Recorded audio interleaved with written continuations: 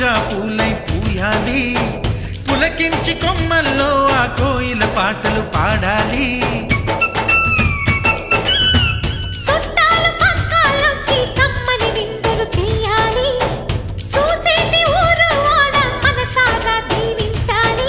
నలుగురు కలిసి చేతులు కలిపి మన కలలన్నీ పండించాలి.